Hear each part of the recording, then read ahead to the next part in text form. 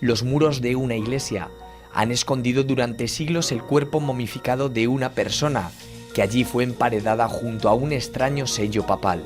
¿Quién es el finado? ¿Por qué acabó en tan apartado enterramiento? La momia cuenta muchas cosas.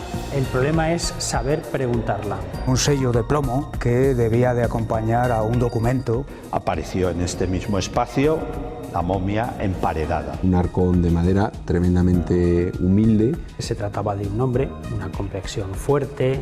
¿Se preveía que pudiera suceder? No, en ningún caso.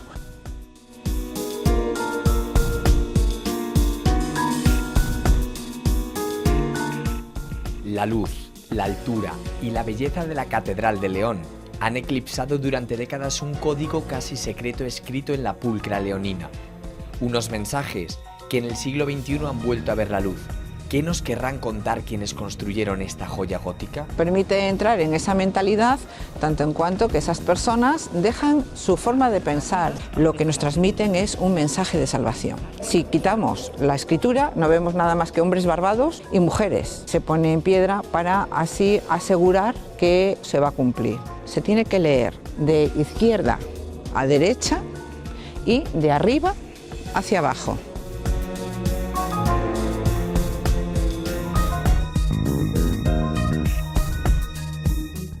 Los deseos imperiales y las conveniencias reales hicieron que una joven noruega se convirtiera en infanta de Castilla.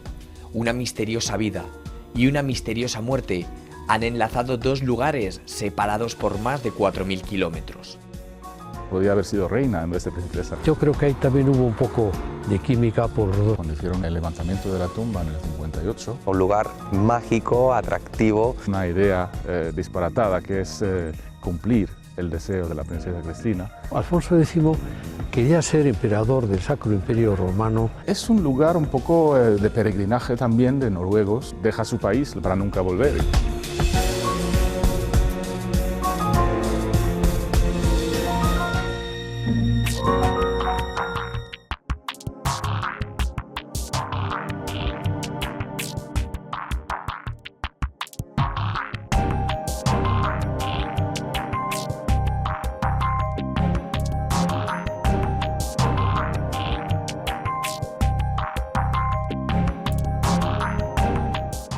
Enero de 2008, Valladolid.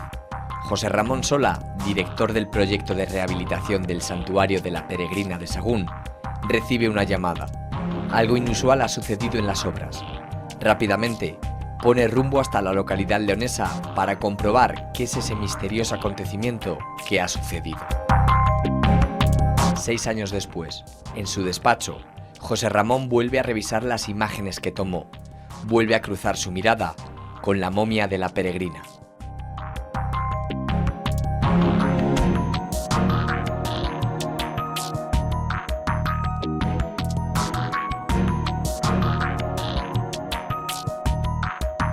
¿Dónde apareció la momia? En un lugar tremendamente especial, puesto que estaba en la Capilla Mayor y del lado de la epístola. Mayor dignidad para un enterramiento pues no puede caber. Así es como os lo encontrasteis. Una vez que se desmontó toda la pared que estaba ocultando la existencia de este espacio, es cuando se encuentra un arcón de madera tremendamente humilde. Se acuñó la tapa, como se puede ver en la fotografía, antes de levantarla. ¿Es habitual que aparezcan este tipo de hallazgos? Que aparezcan enterramientos es tremendamente habitual. Lo que no es habitual es que se reconozcan en lugares tan especiales como la Capilla Mayor la existencia de un arcosóleo desconocido. ¿Se preveía que pudiera suceder? No, en ningún caso. Aparecieron elementos arquitectónicos muy sustanciales. La curiosidad está en que también apareció este elemento arquitectónico con un enterramiento que afortunadamente todavía existía.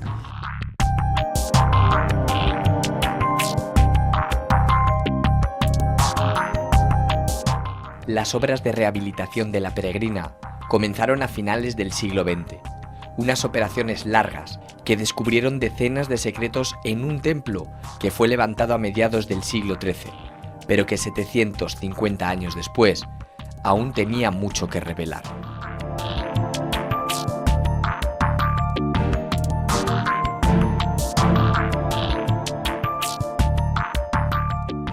La iglesia de la Peregrina desveló muchos secretos, muchas sorpresas. Pues sí, todas ellas orientadas hacia el reconocimiento de la categoría del edificio que estábamos interviniendo y fundamentalmente hacia el reconocimiento de lo que es toda la cultura franciscana dentro de la península ibérica. Si no es de las primeras casas fundadas por el franciscanismo dentro de la península ibérica, sí que es una de las primeras que alcanza esa condición. La restauración debe ir más allá de la mera restauración física y debe alcanzar a la recuperación de lo que es el valor inmaterial de la presencia de una cultura tan cierta como la franciscana en una villa tan cierta como el Sahagún del siglo XIII. Este es el lugar donde reposó y quizá vivió el misterioso difunto. Una localidad leonesa en la que en pleno siglo XXI viven más de 2.500 personas. Los tiempos modernos dicen que esto es un pueblo.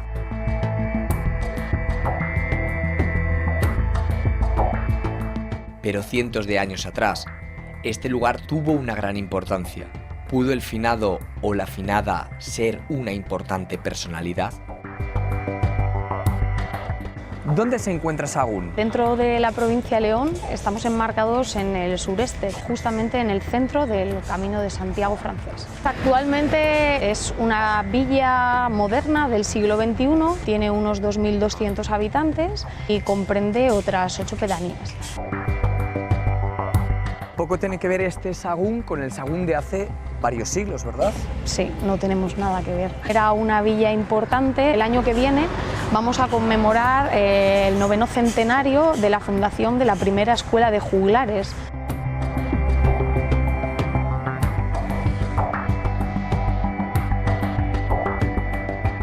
Paso de Alfonso VI por esta villa. El mudéjar más importante de España se encuentra también aquí. Hablando de restos, ha habido unos restos que han aparecido hace poco en Sahagún muy llamativos, ¿no? Aparecieron unos restos de una momificación. Hay muchas teorías acerca de quién es. Lo que sí que es objetivo es que es un varón de unos 40 años.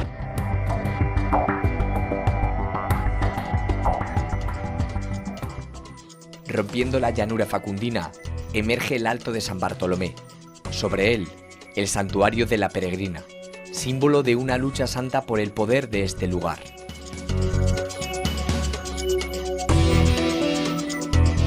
A comienzos del siglo XIII, la comunidad benedictina era la ama y señora de todas estas tierras. Pero entonces llegó una nueva forma de entender la religión.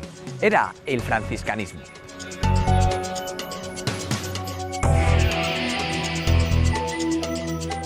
Su evangelización desde la pobreza fue una amenaza para los habitantes de este Real Convento de San Benito, que vieron cómo sus hermanos acaparaban la atención y las donaciones que hasta ese momento monopolizaban. ¿Cuándo se levanta este templo? Se levanta en el siglo XIII. El origen es de unos cuantos años antes, cuando San Francisco pasa por Sahagún camino de Santiago. Aquí realiza uno de sus milagros, el milagro del cerezo. Vuelve a Asís y funda la orden franciscana. Sus seguidores vuelven a hacer el camino de Santiago y tienen como referencia los puntos donde él ha tenido alguna anécdota. Se encuentran con el todopoderoso monasterio de San Benito, que ejerce todo el poderío del mundo, ¿no? Y hay un rifirrafe, que sí, que no, que sí, en lo que tienen que intervenir los papas, por intercesión ya directa del rey Alfonso X, les otorgan este lugar. ¿Por qué en un lugar que está extramuros? No querían que les hicieran sombra, pero coincide otra cosa, que este es un lugar estratégico por su altitud, y ellos encantados empiezan a construir su convento. A pesar de estar asentados en un lugar alejado del centro de la villa, sin acceso sencillo al agua y con una guerra abierta por la jurisdicción eclesiástica, los franciscanos se hicieron con el dominio de lo material y también de lo inmaterial. Levantaron aquí su casa.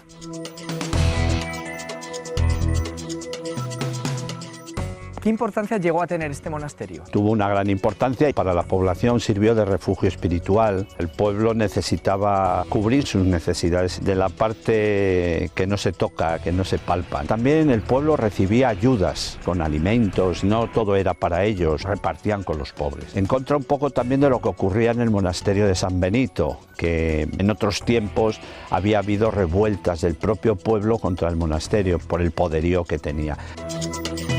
Significó un punto de referencia dentro del Camino de Santiago. Todos los peregrinos pasaban por aquí a llenarse de espiritualidad.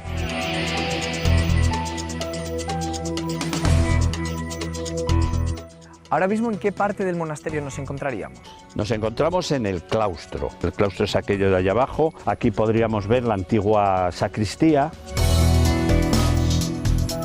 Todo esto llegaba hasta aquella torreta, cuadras, graneros, paneras. Y esto que vemos aquí en esta parte alta era su grandiosa bodega. Ser grande al lado de un grandísimo monasterio como fue el de San Benito todavía tiene un aliciente más. El suelo de esta iglesia pronto se convirtió en el lugar predilecto de enterramiento para nobles, eclesiásticos y ciudadanos de a pie, que buscaban la salvación de su alma a través de la mortaja franciscana. Las obras de rehabilitación revelaron que el espacio fue empleado como cementerio durante mucho tiempo. Gonzalo, ¿era habitual que aquí la gente fuera enterrada en este templo? A partir del siglo XV empezó a haber enterramientos, tanto de familias poderosas que iban consiguiendo que los franciscanos les dejaran hacer sus propias capillas, tanto como la gente humilde que podía enterrarse en los alrededores, que fueron reconducidos a un osario que hay en la parte baja. Generalmente se enterraban todos con el hábito franciscano, despojarnos de todos los bienes materiales de la tierra y llegar arriba pues de una forma limpios, como diciendo a ver si tienen un poco de consideración conmigo. ¿Por qué enterrarse en el monasterio pobre y no en el monasterio rico? Esto era el refugio de la gente. El pueblo llano, evidentemente, cuando venía a rezar, venía aquí. Tenemos frases escritas en las columnas para que la gente se dieran cuenta de lo que es el ser humano, ¿no? Siempre pensando en el más allá.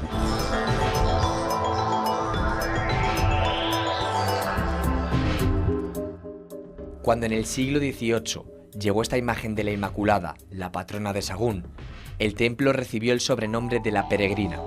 Para entonces, el carisma franciscano se disolvía en el tiempo y la iglesia estaba totalmente reformada.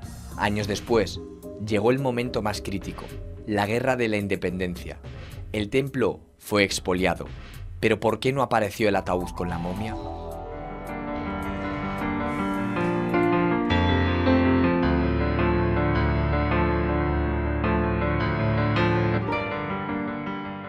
Esta es la nave de la iglesia de la Peregrina.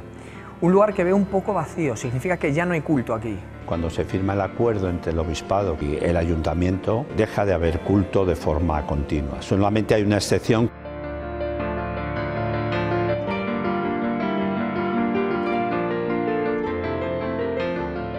La festividad de la Virgen Peregrina y la novena previa. También cabe la posibilidad de celebrar bodas. ¿Cómo fue ese ocaso espiritual del templo? Sobre todo la desamortización. Sigue haciendo culto, una misa diaria, una misa semanal, hasta que de verdad se empieza la restauración del templo y ya queda como desacralizada. ¿Cómo es posible que no apareciera la momia en esos momentos? Los enterramientos que están en el suelo se pueden encontrar, ¿no? O las propias lápidas que lo marcaban. Como estaba emparedada, era más difícil tocar las paredes.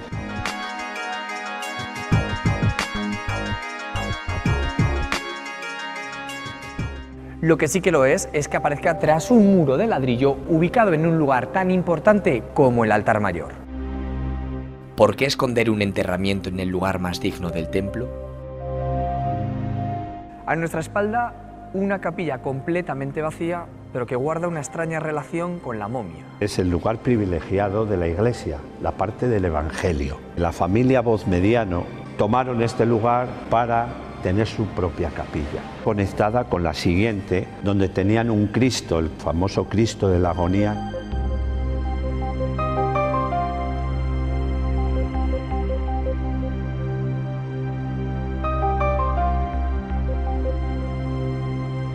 Doña Francisca, que es la gran benefactora de este santuario, la dota todavía de más ampulosidad. Luego la hereda su sobrino, don Pedro de Vozmediano. Se remodela la iglesia y todos los enterramientos que hay aquí se los llevan para otro sitio. Te voy a llevar a él.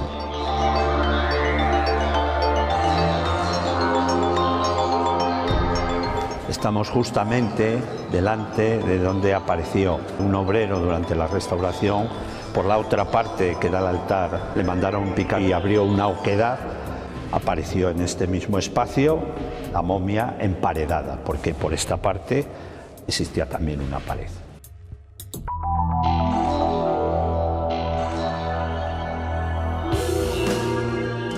La momia aparecida 200 años después de la batalla de Sagún reposa ahora aquí. Ningún nombre, ninguna lápida le dan identidad. Estos restos plantean muchas preguntas. ¿A quién pertenecen? ¿Desde cuándo estaban allí? ¿Podría ser quizá alguien del linaje de los Vozmediano?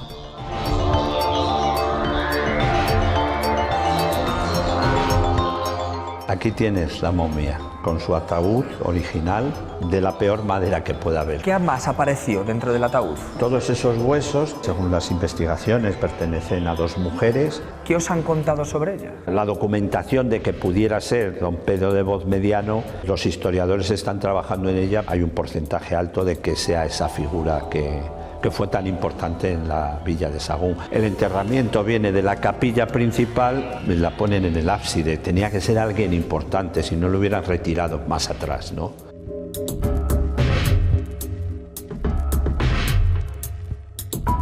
Tras el hallazgo, los investigadores se encontraron bajo el cuerpo este sello papal de Gregorio XI. Papa que encabezó la iglesia en el siglo XIV. 3 siglos antes de la construcción de la capilla donde apareció el difunto. ¿Qué vinculación puede tener el sello con la momia? ¿Qué significa? ¿Podría dar alguna pista?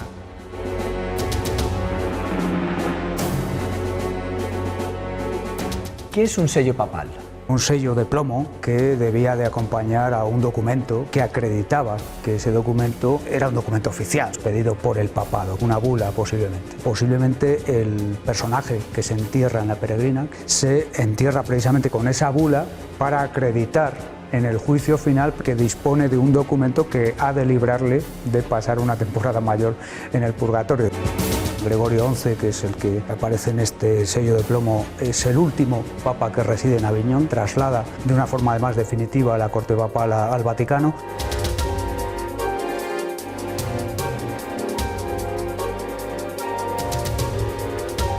Tras el misterioso hallazgo, la momia fue trasladada hasta el Departamento de Anatomía y Radiología de la Universidad de Valladolid.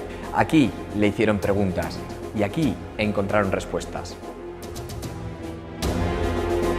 Juan Francisco Pastor encabezó un equipo que realizó pruebas y despejó algunas de las dudas sobre el enigmático hallazgo. ¿Se sabe quién puede ser o cómo era esa persona? Saber quién era la persona es complicado. Nuestra función es más que nada saber cómo era esa persona. Se trataba de un hombre, una complexión fuerte, con unas patologías muy llamativas, un gran traumatismo en el codo izquierdo.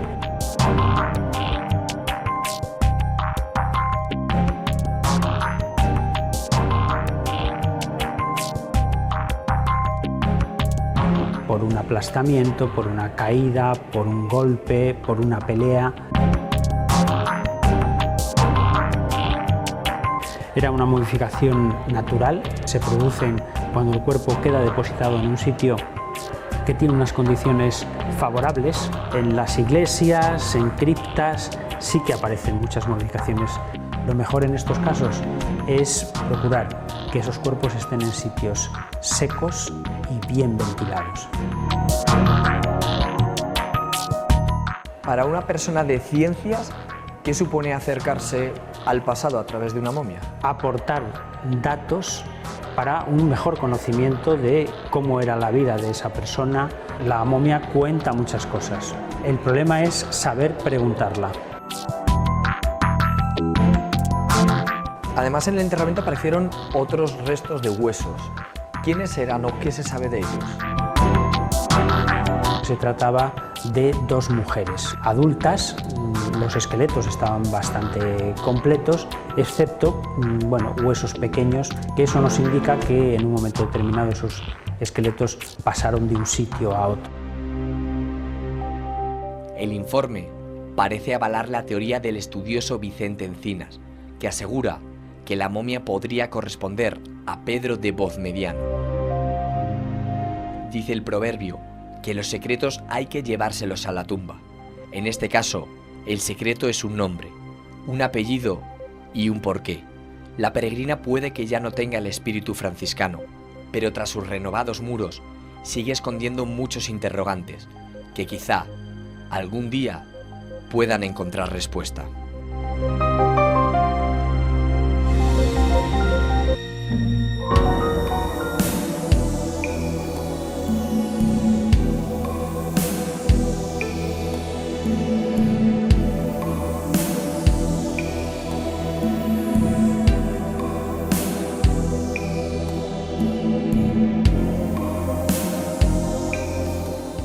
Las catedrales, construcciones que durante siglos simbolizaron no solo la fe, sino también el poder de las ciudades. Centros intelectuales que cambiaron la historia, capricho de reyes, escuela de arte, espacios sagrados que esconden tras muros de piedras cientos de tesoros, muchos de ellos solo a la vista de unos pocos.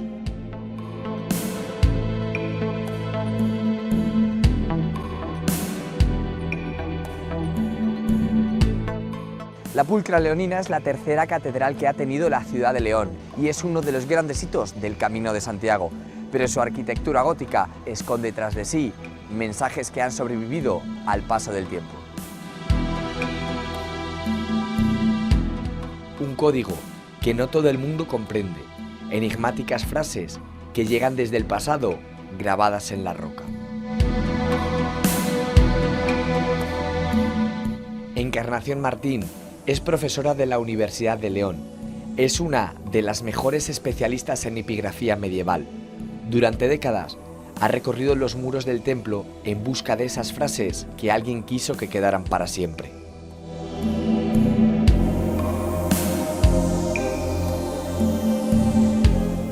En León literalmente la piedra habla. ¿Pero por qué estudiar la piedra? Nos cuenta cosas y no siempre es comprensible para todo el mundo. Cuando se confeccionan estas inscripciones, a lo mejor el público lo podía leer fácilmente, pero hoy en día tenemos dificultades. ¿Puede que la belleza haya superado el mensaje? A partir del siglo XIX le dieron más valor y más importancia al edificio, sin darse cuenta que en ese patrimonio artístico también estaban las inscripciones. ¿Por qué puede enganchar tanto? Debe enganchar. La catedral tenemos que verlo como espacios religiosos, litúrgico, funerario, de veneración. La inscripción contribuye a la que ayuda a explicar, a dar razón, a dar sentido a esa función. Permite entrar en esa mentalidad tanto en cuanto que esas personas dejan su forma de pensar. ¿Nos podrías leer el libro? Claro, sí, encantada.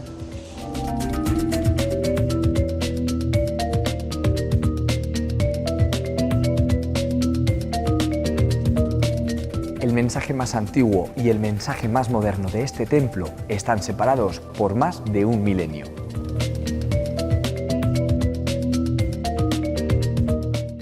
La investigación de Encarnación ha estudiado cerca de 400 epígrafes, un viaje en el tiempo a través de la escritura. ¿Por qué alguien querría comunicarse por toda la eternidad? ¿Qué quería contar? ¿Por qué dejar algo escrito para siempre? Existen múltiples razones. Para identificar un espacio con una función determinada, un culto a los difuntos, por ejemplo, instalarían inscripciones con unos mensajes alusivos al más allá, a la muerte, a la reflexión, a la vida moral. En otros casos, negocio jurídico, por ejemplo, un testamento, dejan plasmada la propiedad de un espacio para ellos, para su linaje o para su familia, se pone en piedra para así asegurar que se va a cumplir, que solía ser un poco habitual que se cumpliera. ¿Quiénes eran los que tenían la posibilidad de esculpir en la piedra un mensaje? ¿Cualquiera? Bueno, en este templo no. El autor moral, el autor jurídico es el cabildo, el propio cabildo, ya ni el obispo tan siquiera. Existirían personas particulares vinculadas siempre a la institución, como artista, notarios, protonotarios o regidores de la ciudad que se podrían enterrar en la catedral, por tanto tendrían derecho a un letrero. ¿Qué contaba el cabildo en esos mensajes? ¿Hay diferentes tipos de mensajes? Originariamente los textos van destinados a culto por los difuntos y sobre todo una función pastoral. Adoctrinar al pueblo. Las catedrales han sido un medio para evangelizar al pueblo fiel. Las vidrieras, la luz, la orientación, los retablos. Todo aquí tenía un significado que las gentes podían interpretar de manera instintiva. Pero en una sociedad analfabeta, la letra es un medio inútil para comunicar algo. ¿Por qué entonces tantos mensajes ilegibles? ¿A quiénes iban dirigidos?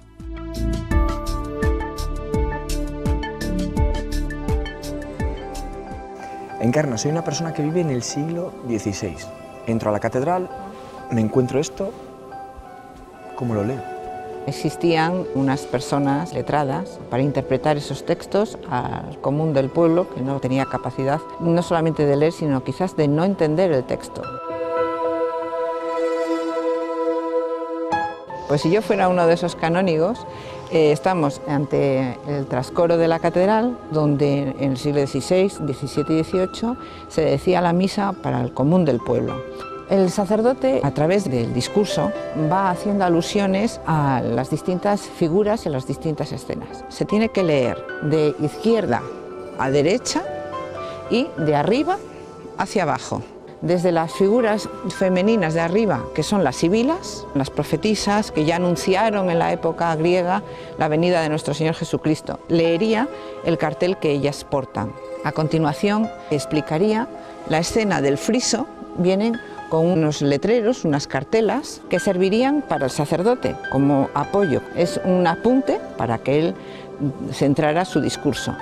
Y a continuación ya descenderíamos y veríamos a los lados de cada escena unos ángeles que portan unas filacterias con un mensaje doctrinal concreto. Finalmente, la lectura de la calle concluiría en la cartela que está en la parte inferior, que todas ellas corresponden al profeta Isaías.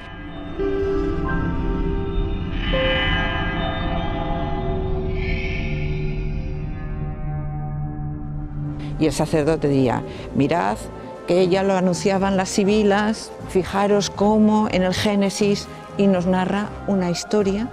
Y la Virgen María es la gran protagonista en las 4 escenas centrales: el nacimiento de la Virgen, la Anunciación, la adoración de los pastores y la de los reyes. La Catedral de León es sinónimo de transparencia y luz, física y también espiritual. Pero en las noches de hace 400 o 500 años también simbolizaba la oscuridad y lenguajes invisibles. Muros, columnas y panteones aún cobijan letras casi indescifrables.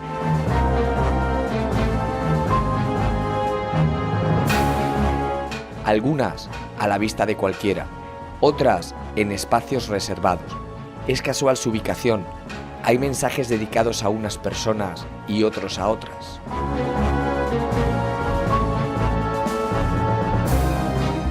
¿Por qué esta diferenciación para ubicar el mensaje? La inscripción tiene una función que es publicitar. Inscripciones que son por sí mismas, dependiendo del mensaje que se quiera publicitar, este tendrá que ir situado en un sitio u otro. Voy a buscar la ubicación concreta. En otros casos, la inscripción es un complemento a la obra de arte. Explican una escena o identifican a un personaje. Sin ese letrero no se podría entender.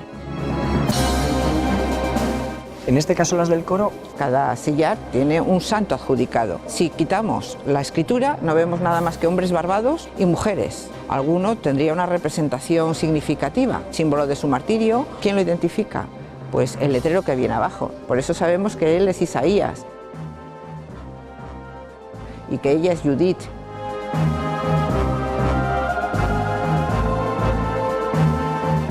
Además, se complementa con un fragmento de sus escritos.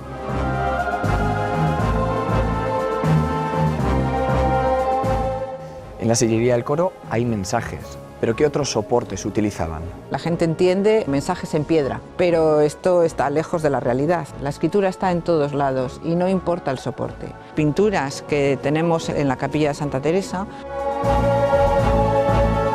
telas en metal, lo encontramos en madera, en las vidrieras.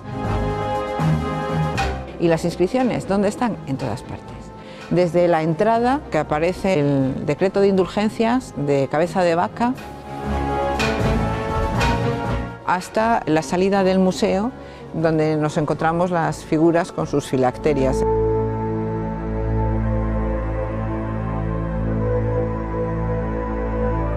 Te enseñé antes unas inscripciones que están vinculadas fundamentalmente a la obra de arte y que explican a esta. Pero hay inscripciones como esta que tenemos para dejar un mensaje concreto. Es de un canónigo de la catedral. Lo que nos recuerda es que lo importante no es trabajar, lo importante no es litigar, lo importante es prepararse en la vida para la muerte, no pensando en la vanagloria personal como él mismo.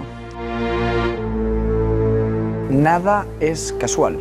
Nada es casual. Analizamos las cosas, pero no nos detenemos a pensar qué función ejercen los espacios. Nos quedamos en la descripción. Teóricamente, la iglesia era el espacio público del templo y la clausura, el espacio privado, un lugar solo accesible para unos elegidos. Aquí es donde Encarnación Martín ha descifrado una mayor cantidad de mensajes. Muchos iban dirigidos a los religiosos que tenían acceso a este lugar. ¿Qué querían recordarles? Los mensajes no eran solo para el pueblo llano.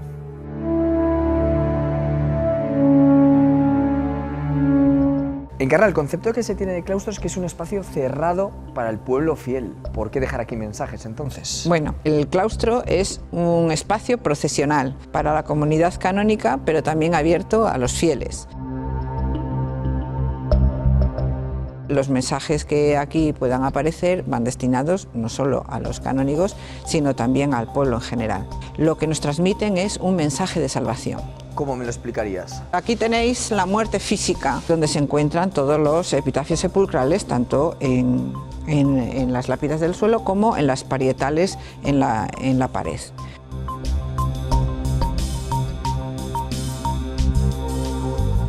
Espacios de enterramiento de las personas con las que has convivido. El suelo representa esa muerte física, pero nosotros estamos formados también de alma. Dios envió a su Hijo para salvarnos. Contemplad las imágenes, irá explicando cada una de las escenas desde la encarnación hasta Pentecostés. Tu alma, tu espíritu va a permanecer. No os preocupéis por los pecados. Fijaros en Sansón y la relación con Dios, el amor con Dios. Esa confianza fue la que le salvó. Te convence definitivamente hacia ese mensaje de trascendencia, de salvación que transmite el claustro.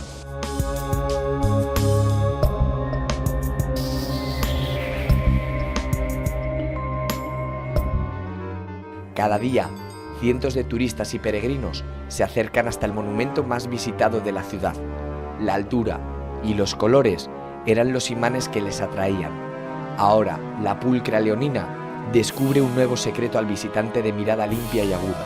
Literalmente, la catedral habla.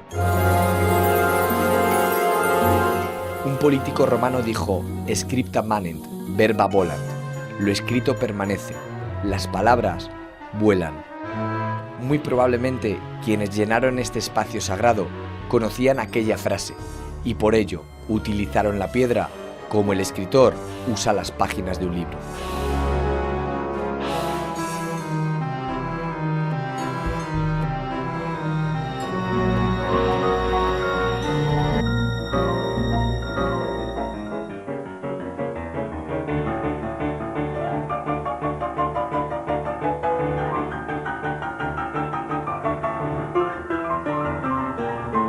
Bergen,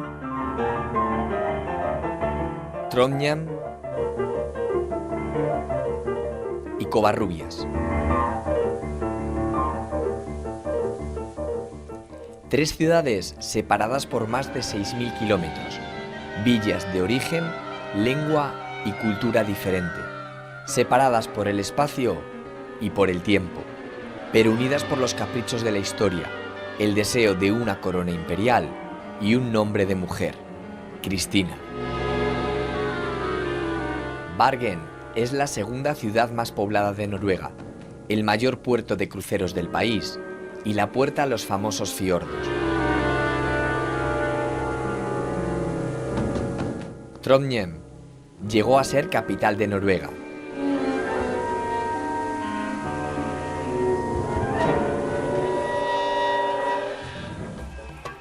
Y esto es Covarrubias, villa de aroma medieval y cuna del primer infantazgo independiente de Castilla.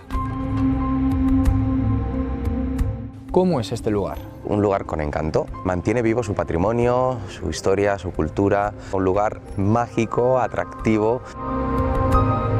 El archivo del adelantamiento de Castilla, la Plaza Mayor, la iglesia de Santo Tomás, también del siglo XV, la torre de Doña Urraca, que la tenemos a nuestras espaldas. Uno de los personajes importantes de Covarrubias ni siquiera vivió en Covarrubias. Es nuestra nota exótica, una adopción que hizo el infante Felipe a la princesa Cristina de Noruega, que está enterrada aquí en la Colegiata de Covarrubias, el monumento más importante que tenemos en Covarrubias y el tercer monumento más visitado de la provincia de Burgos. La historia data de mediados finales de 1200, se descubre en 1958 y ha ido cogiendo relevancia la figura de la princesa Cristina. Estamos en contacto continuo con la embajada noruega en España. Eso, junto con el camino de San Olaf, hace que vaya siendo también un elemento para los noruegos, para atraerles hacia Castilla, hacia Covarrubias.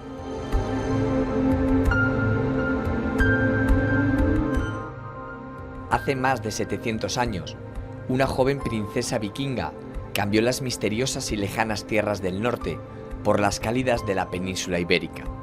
La hija del rey noruego Haakon IV se embarcaba en un viaje que pretendía no solo su casamiento, sino también el enlace entre Noruega y el reino de Alfonso X el Sabio.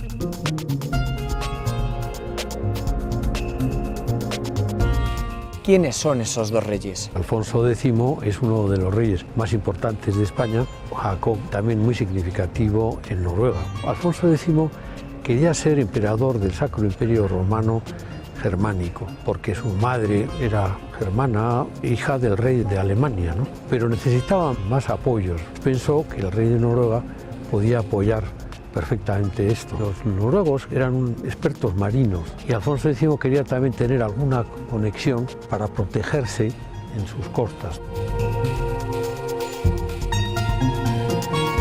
¿Y Haakon por qué le interesaba aliarse con Castilla? Le interesaba mucho el contactar con las inmediaciones del Papa, porque era un país cristiano desde hacía no mucho tiempo.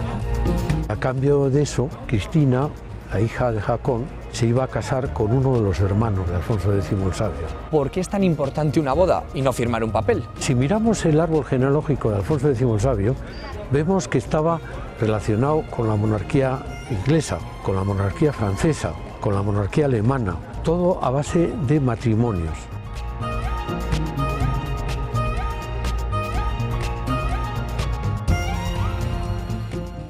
En 1257, la joven Cristina abandonó su localidad natal, Bergen, y en Tønsberg tomó un barco rumbo a la actual Gran Bretaña.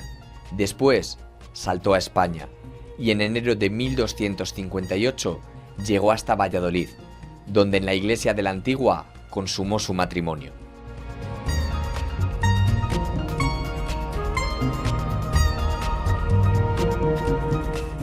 Desde Noruega hasta Valladolid. ¿Cómo es ese viaje? Uy, muy complicado. En aquellos tiempos era muy difícil viajar. Fueron 3 meses y medio de viaje, un viaje muy largo. Salieron en barco de Tonsberg, que en aquel momento la corte estaba allí, y fueron hasta Inglaterra. Pasaron a Francia, donde estaba el rey Luis IX, tío de Alfonso X. Le recomendó que no siguiesen navegando porque había una guerra civil en Francia en la zona del Atlántico. Siguieron a caballo hasta la costa mediterránea y entraron en España por Gerona y llegaron a Barcelona. Y de ahí cogen el Ebro para llegar hasta Soria. Llegan a Burgos y duermen en el monasterio Las Huelgas el día de Navidad. Siguen el camino hacia Palencia y al lado se encuentran ya con Alfonso X el Sabio y llegan a Valladolid.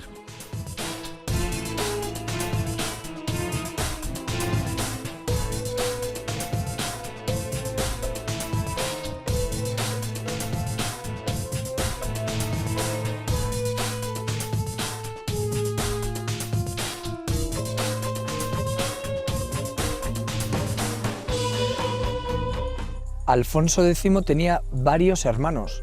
¿Por qué Felipe? Tenía 4 hermanos casaderos. A la princesa le dejaron elegir. Se dice que era un buen cortesano, era gallardo. Yo creo que ahí también hubo un poco de química por los dos lados. Su abuela, doña Berenguela, lo querían haber destinado para obispo. Incluso llegó a estar nombrado en varias ocasiones. Entre otras cosas, abad laico del monasterio de Covarrubias, y sin embargo él no parecía que estaba muy interesado. La voluntad divina y los deseos de un adolescente quedaron así enterrados bajo el peso de una alianza. La princesa Cristina se convertía en infanta y la leyenda en torno a una mujer que pareció aparecer de la nada comenzó. ¿Quién era realmente esta mujer? ¿Qué se sabe de ella? Era hija de Håkon Håkonsson, un rey muy importante para Noruega. Nunca realmente Noruega ha sido tan grande como bajo su reino. Tenía unas visiones más allá de las propias fronteras, el padre de la política exterior. La historia de la Cristina, otro de sus hazañas, establecer un contacto importante con el reino de Castilla, que entonces era muy importante.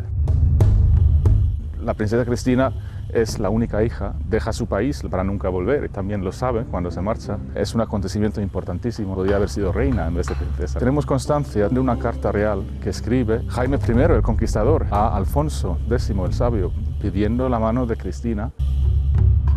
¿En Noruega Cristina es conocida? No es tan conocido como su padre y su hermano, que fue el rey sucesor, hizo la primera ley noruega.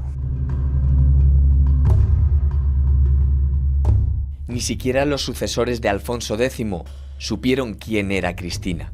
La crónica de Alfonso X, mandada escribir por Alfonso XI, narra de manera simple la llegada de Cristina a la península.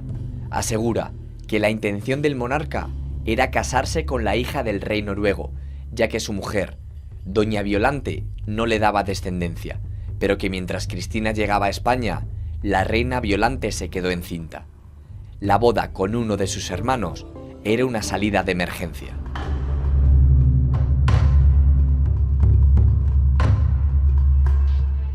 ¿Cuál es la fuente más fiable para saber quién era Cristina? La fuente más fiable lo tenemos de la saga de Håkon Håkonsson, que está escrito tan solo 2 años después de la muerte del rey. Quien lo escribe, que es un islandés, Sturla Thordarson, posiblemente ha tenido acceso a fuentes directos que acompañaron a la princesa en su viaje a España. Eso nos hace pensar que es más historia que leyenda.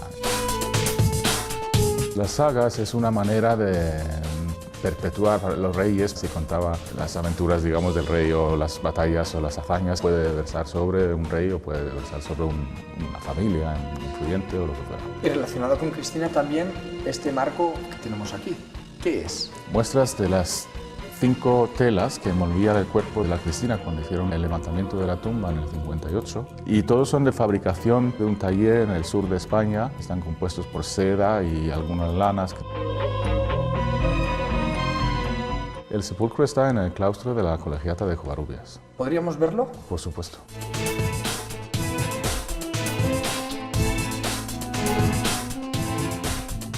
Sobre lo que no hay duda es sobre el lugar donde reposa la princesa vikinga. Tras la muerte de la infanta, rodeada de mucha leyenda, su marido don Felipe decidió trasladarla a 750 kilómetros de Sevilla. Ahora doña Cristina de Noruega descansa aquí, en el claustro de la Colegiata de Covarrubias. Lugar en el que descansa desde hace más de 7 siglos.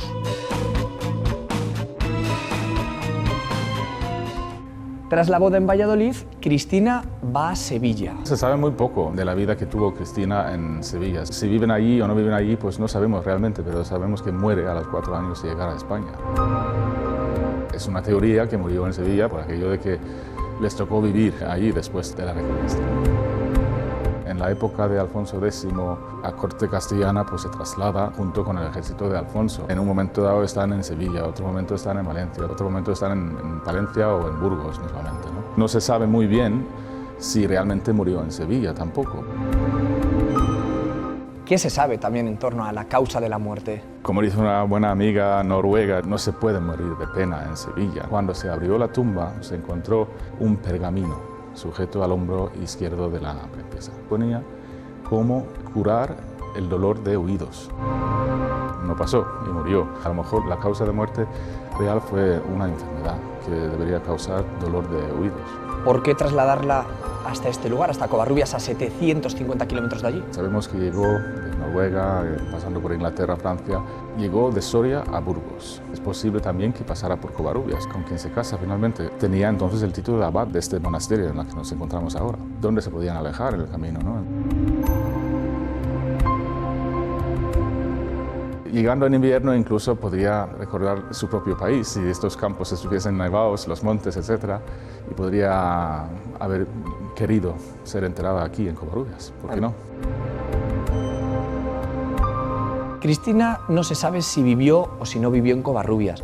Entonces, ¿por qué hay tan estrecha relación? Cuando se descubre la tumba, se convierte en el único nexo entre Noruega y España, el único casamiento que hay entre las dos casas reales. Se ha convertido un poco en la plataforma de la muestra de cultura noruega a través de distintas actividades, como Notas de Noruega. Y es un lugar un poco de peregrinaje también de noruegos. Quieren que sus vacaciones tengan un contenido histórico, interesante, cultural, además con un vínculo a su propio país, ¿no? La princesa Cristina ha dejado legado como el de esa campana, ¿no? Consiste en que cualquier mujer en edad casadera que toca la campana será casada antes de que termine ese año, ¿no? Un colorido de la cultura popular que se ha añadido a la historia de la princesa. Pero también hay un vínculo religioso entre Noruega y España gracias a la princesa noruega. El primer deseo que ella expresó ante su entonces futuro marido fue que se hiciera una ermita en honor a San Olaf, al que se le atribuye la unificación del país por un lado y la cristianización de Noruega por otro. Una promesa que, como en todo cuento, se cumplió. No lo hizo el infante, sino los Racheles. 750 años después, en el Valle de los Lobos, emergió la primera ermita construida en nuestro país en el siglo XXI. El sueño de Cristina de Noruega era realidad. San Olaf tenía ya su capilla. ¿Qué es esta construcción que tenemos aquí? Pues esta es la capilla de San Olaf. Nos encontramos en el Valle de los Lobos, en un paraje natural. Realmente es una hermosa locura que arranca con una idea disparatada, que es cumplir el deseo de la princesa Cristina, que tuviese esa capilla que siempre había deseado tener. Y la idea que teníamos era proyectar una historia antigua hacia el futuro, mediante un edificio emblemático, algo que no deja indiferente a la gente. ¿Por qué los reyes noruegos tienen esa fijación con San Olaf? Es el santo patrón de Noruega. Antes de ser rey fue un vikingo que se hace bautizar en Rouen, en Francia, y vuelve con una misión que es hacer de Noruega un país primero y hacerlo cristiano. Aunque realmente ocurrió después de su muerte, él inicia un proceso y por eso es conocido. Es considerado rey perpetuo. Cuando se corona un rey de Noruega hoy en día, simbólicamente, antes de colocar la corona encima de la cabeza del rey, le piden permiso a San Olaf. Esta ermita de San Olaf es una ermita que no parece una ermita. Una ermita del siglo XXI, el resultado de un concurso de arquitectura entre dos escuelas, uno en Oslo, Noruega, y otro en Valladolid. Ellos veían el cuerpo de San Olaf como el cuerpo de la iglesia, y las 3 aperturas en la cara norte del edificio responden a las 3 heridas de muerte del santo.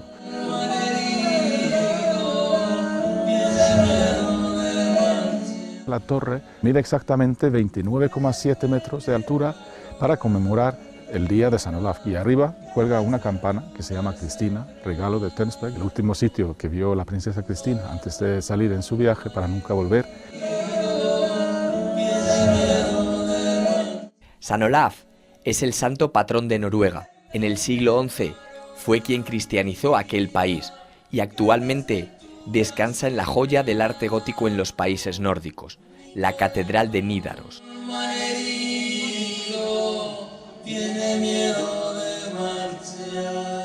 San Olaf es para los noruegos lo que para nosotros Santiago. Ambos, además del patronazgo de un país, también comparten un camino.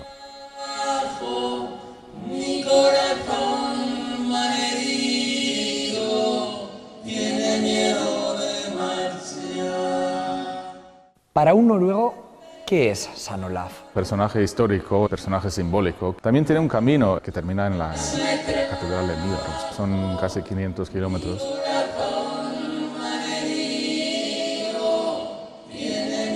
Tierra de Lara tuvieron la brillante idea de hacer un camino de San Olaf en España. Une Burgos con la capilla de San Olaf aquí en Covarrubias. Tiene un potencial muy grande. Lo que queremos desde la Fundación es también siempre fomentar esa amistad que hay entre los pueblos. Puede que la tristeza por estar lejos de su hogar apagara la vida de Cristina de Noruega, pero seguro que si la princesa vikinga pudiera ver que la tierra de su corazón y la tierra que la adoptó están unidas por un santo que guió sus pasos, una sonrisa se dibujaría en su rostro y el cuento encontraría un final feliz.